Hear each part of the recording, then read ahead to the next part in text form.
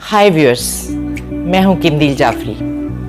PTI के foreign funding case के खिलाफ बाइस्ड फैसला आने के बाद पीटीआई के चेयरमैन इमरान खान ने अवाम को पुरअमन एहतजाज की कॉल दी है। इसलिए कि ये फैसला ना सिर्फ ये कि बाइस्ड है बल्कि फेक है और ये साबित हो चुका है। और बैरून मुल्क और अंदरून मुल्क बहुत से पाकिस्तानियों ने वीडियो कॉल्स के ज़रिए बताया कि हम पाकिस्तान में रहते हैं, लेकिन हमारा नाम भी डाला गया है बाहर के डोनर्स में।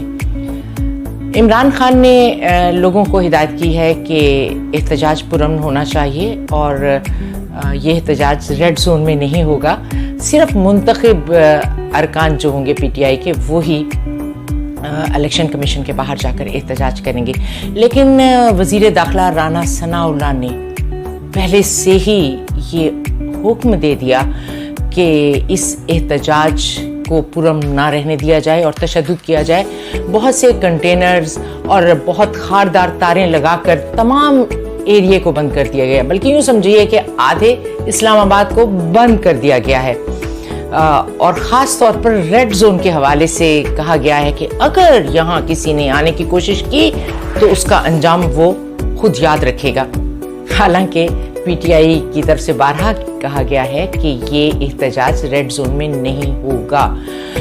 लेकिन वो क्या है कि जो राना सनाउल्लाह हैं उनको अंदर से बड़ी फ़िक्र खाई जा रही है, क्योंकि उन्होंने जो मॉडल टाउन सानेह में जो लोगों को कत्ल करवाया है, इसके अलावा उन पर लातादाद केसेस हैं, उनके सामने आने का उनको ख़तरा है, जिस वजह से वो चाहते हैं कि बस फौरी तौर पर पीटीआई का किसी तरह से भी खात्मा कर दिया जाए। अच्छा, बात यह है कि इमरान खान या पीटीआई, इस पर जो फंडिंग केस है वो सब लोग जानते हैं कि वो फेक है और उसका कोई हकीकत से ताल्लुक़ नहीं है और वो महज पीटीआई को दबाने के लिए या पीटीआई को हटाने के लिए ये केस जो है ये शुरू किया गया है। अगर बात हम केसीसी की करें तो फिर नून लीग और पीपल्स पार्टी पर तो बेशुमार केसेस हैं। मनी लॉन्ड्रिंग के केसेस हैं, फेक अकाउंट्स के केसेस हैं और अनडिक्लेयर्ड प्रॉपर्टी के केसेस हैं। इसके अलावा लूटमार के बेशुमार केसेस हैं इन लोगों के ऊपर। तो फिर पहले फैसला तो उनका होना चाहिए ना, और उनमें से कई केसेस ऐसे हैं जो साबित हो चुके हैं और ये मुल्ज़मान जो हैं जमानत पर बाहर हैं। मरियम नवाज शरीफ समेत ये तमाम लोग, हमजा शहबाज और शहबाज शरीफ, जरदारी उनकी बहन, ये सब लोग जमानत पर हैं। तो उन केसेस का फैसला क्यों नहीं किया जाता? चलें इस बात को भी छोड़िए। अगर फॉरेन फंडिंग केस की बात है तो फिर इन दो पार्टियों के फॉरेन फंडिंग केसेस का भी तो फैसला होना चाहिए ना, क्योंकि इनके तो डिक्लेयर्ड भी नहीं है ये तमाम जो इनकी फंडिंग है, और इनको किस तरह से फंडिंग होती रही, वो बैंकों के थ्रू नहीं होती रही, किस तरह से इन्होंने मुख्तलिफ मुल्कों से, इसराइल से और ओसामा बिन लादेन और बेशुमार जगहों से इन्होंने जो फंड्स लिए हैं उनका तो कोई रिकॉर्ड इनको लेकर आना चाहिए ना। लेकिन इलेक्शन कमीशन जो है चूँकि वो बहुत करीब है इस वक्त शहबाज शरीफ के या नून लीग हुकूमत के, तो चुनाचे जाहिर है उससे तो हम ट्रांसपेरेंसी की उम्मीद नहीं रख सकते। कुछ लोगों का कहना है कि मौजूदा जो इलेक्शन कमिश्नर है इसको अपॉइंट भी तो इमरान खान ने किया था। तो आप ये जान लीजिए कि इमरान खान ने न्यूट्रल्स के कहने पर अपॉइंट किया था इनको, और न्यूट्रल्स ने कहा था कि ये इलेक्शन कमिश्नर न्यूट्रल ही रहेगा, लेकिन वो न्यूट्रल नहीं रहा।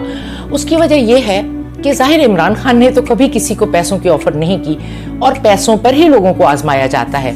और जब नून लीग हुकूमत ने उन्हें कुछ मराद की पेशकश की तो वहाँ उनका ईमान डगमगा गया, और हमारे यहाँ 90% से ज़्यादा लोग जो हैं वो पैसों पर अपना ईमान बेच देते हैं। सो इस इलेक्शन कमिश्नर ने भी लालच में आकर अपना ईमान बेच दिया और वो न्यूट्रल नहीं रहा।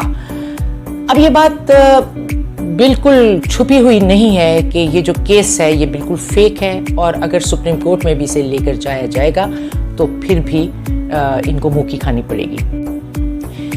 ये सब पार्टियां इमरान खान पर चाहे मिलकर कोई भी कीचड़ उछालें, लेकिन ये बात रोज़े रोशन की तरह आया है कि इमरान खान ही वो वाहिद लीडर है जिसने अपने मुल्क और इसके अवाम के लिए अपने सारे मफादात कुर्बान कर रखे हैं। यहाँ तक कि वो बरस से अपने बच्चों से भी नहीं मिला और ना वो कहीं बाहर जाता है, सिर्फ पाकिस्तान में रहता है और हर वक्त पाकिस्तान के बारे में सोचता है। एक ऐसे मुखलिस लीडर की कदर जो है वो एक कौम कर सकती है जिस कौम को अपनी खुशहाली अजीज़ होती है, और इस पाकिस्तान के अवाम जो है उनकी जो अक्सरियत है वो इमरान खान के साथ है, क्योंकि वो अच्छी तरह से जान चुके हैं कि ये वाहिद लीडर है जो हमें बदहाली में से निकालेगा और जो गरीब अवाम के लिए अच्छा सोचेगा। अब ये जितने भी लोग हैं, इन तमाम लोगों का माजी आपके सामने है। इन लोगों का दामन जो है, इनके दामन दागदार हैं। चाहे आप जरदारी को ले लें, चाहे आप नवाज शरीफ को ले लें, चाहे आप शहबाज शरीफ को ले लें, इन्होंने जो कुछ भी किया वो सबके सामने है। उसके बाद अगर ये दावा करते हैं कि हम लोगों को हुकूमत में रहना चाहिए, तो ये किस बुनियाद पर ये दावा करते हैं? इन्होंने किया क्या है इस मुल्क के लिए, सवाए अफरा तफरी फैलाने के, सवाए अपने मफादात के?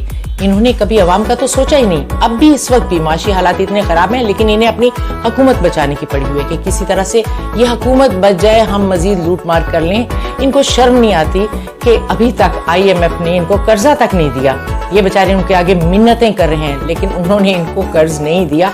यहाँ तक कि आर्मी चीफ से रिक्वेस्ट की गई है कि खुदा के लिए पाकिस्तान जो है वो बिल्कुल खजाना खाली हो चुका है, तो आप अमेरिका से हमें कुछ कर्ज लेकर देते हैं। तो आर्मी चीफ को अमेरिका से कहना पड़े। इससे बुरी जलालत और क्या होगी जिसका सामना करना पड़ रहा है। इसके बाद भी ये लोग रहना चाह रहे हैं। इन्हें तो चाहिए था कि इनमें जरा सी भी शर्म हया होती तो ये रिजाइन कर देता शहबाज शरीफ, लेकिन वो कहते हैं ना कि पहली बार वजीर आजम बनने का चांस मिला तो जाहिर है वो स्टेटस को एंजॉय कर रहा है। उसे बिल्कुल नहीं इस बात की परवाह कि अवाम क्या कह रहे हैं, अवाम किस मुश्किल में से गुजर रहे हैं। उसको सिर्फ ये है कि वो थोड़ा बहुत जो प्रोटोकॉल वजीर आजम की हैसियत से मिल जाता है वो उसी के नशे में गुम है। तो ये नशा जो है ना अब उतरने वाला है और हमेशा के लिए उतरने वाला है। और अब कौम जो है किसी किस्म का मजीद समझौता करने के लिए तैयार नहीं है। अवाम जो है इमरान खान के एक इशारे के मुंतज़िर है, लेकिन इमरान खान ने कभी अवाम को ये नहीं कहा कि तुम लोग आ जाओ और जनाब इनकलाब ले आओ। वो हमेशा यही कहता है कि आप हमने जो एहतजाज करना है वो भी पुरअमन करना है। लेकिन ये राना सनाउल्लाह इसके तेवर कुछ अच्छे नहीं हैं और ये चाहता है कि पुरअमन लोगों के ऊपर भी शेलिंग की जाए, असले का इस्तेमाल किया जाए, क्योंकि इसे तो कत्लो गारत की आदत पड़ी हुई है और ये कोई आदत नई नहीं है, बहुत पुरानी आदत है।